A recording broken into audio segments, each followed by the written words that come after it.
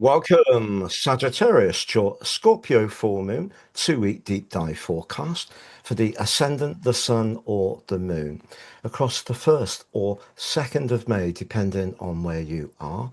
The moon at 11 degrees 20 in Scorpio goes face to face with the sun in the practical earthy Taurus.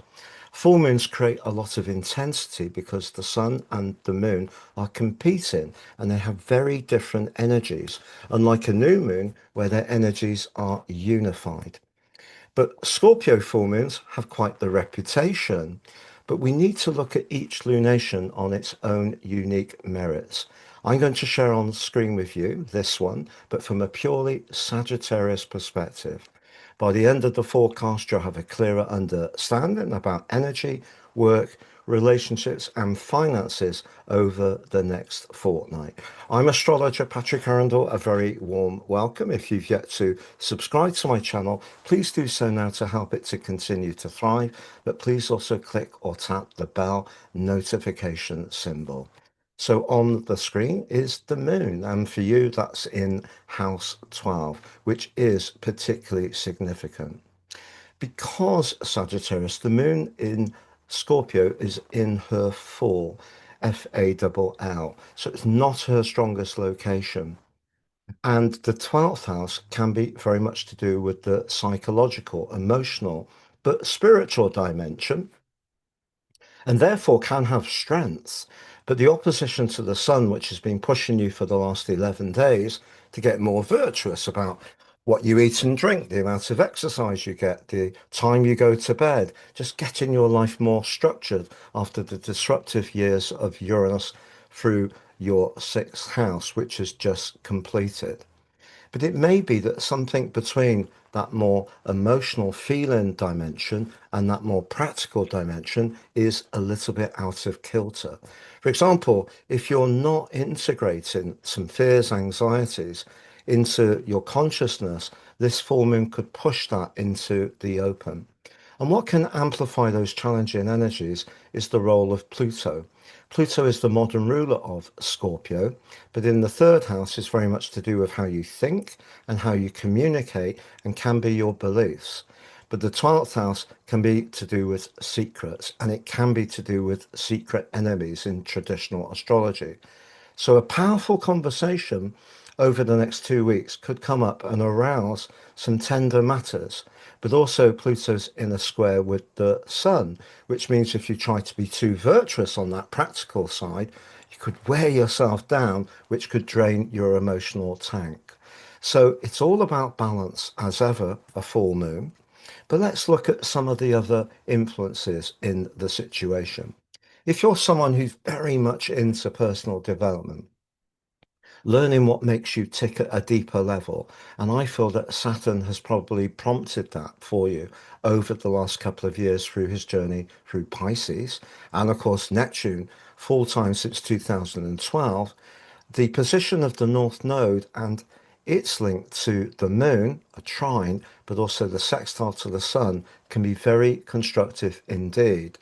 So it's really going to cause an issue, this event, if you're finding your shadow side or the difficult sides uh, of maybe vulnerability harder to bring into your everyday world. And that's really what the main impact of this event is for you. But let's think about your ruler. He continues through to the end of June in the sign of Cancer, where he's exalted in that 8th house, which can be a very scorpionic energy. So if you're wanting to continue to make progress, evolve in your financial or business interests, that's looking good.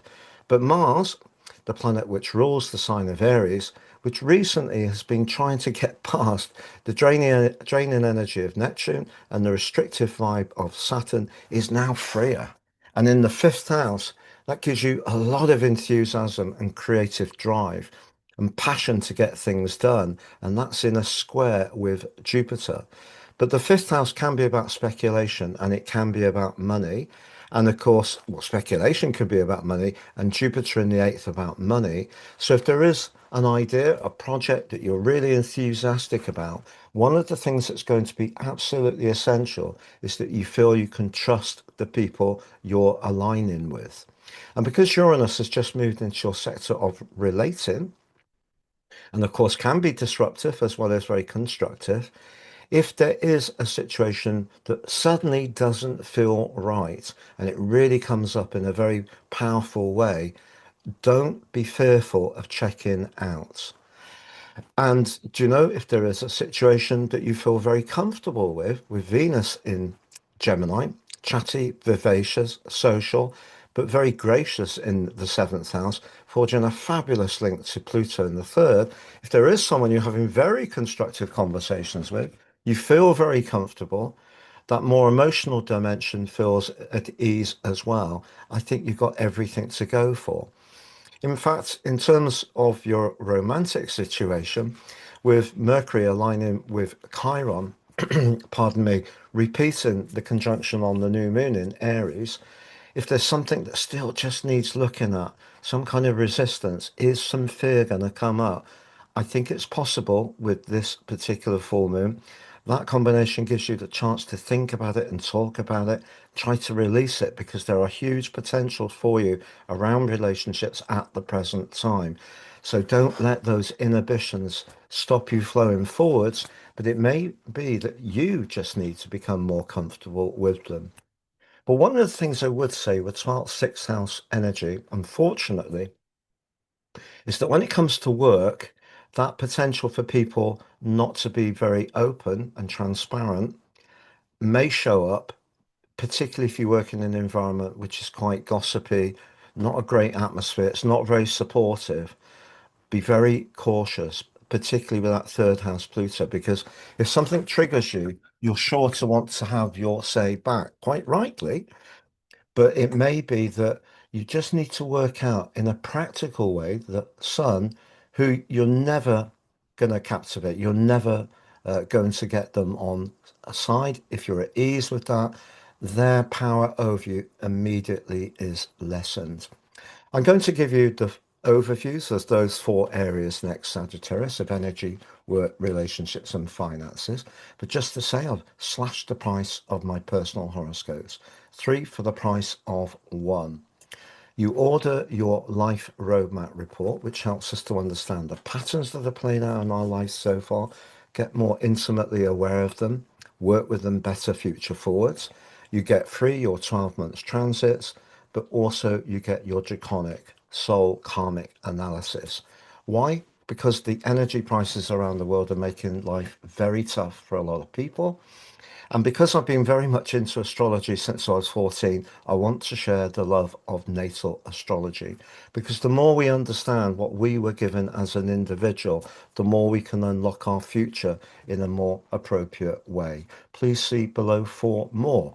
If you've yet to watch your May monthly forecast, please see that on the screen. If you've yet to watch Uranus into Gemini 1 year forecast, please see that on the screen.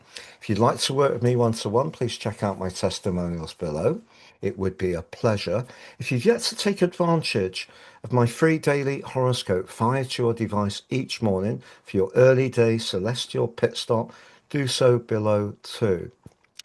So, to summarize, when it comes to relationships, I actually feel that if you're aligned with someone and it feels really comfortable and you're not experiencing any fear, this can be a very enriching time for you.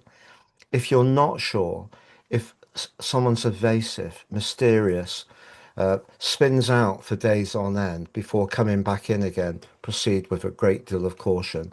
I think this moon is going to make you much more conscious of who you can rely upon and issues of trust and sincerity. When it comes to your financial situation, Jupiter's very supportive. Mars can help that by making you have a little bit more daring do, but don't overdo the daring. And then when it comes to your physical energy, I think if something is out of alignment between that more feeling, emotional, and practical side of your situation, it will need attention over the next 2 weeks, whether it's some early nights, whether it's upping the quality of the food that you're eating or cooking more stuff from scratch. Is a great way to improve how you're feeling. I hope you have a great Scorpio full moon. Thank you so much for joining me and look forward to seeing you again soon.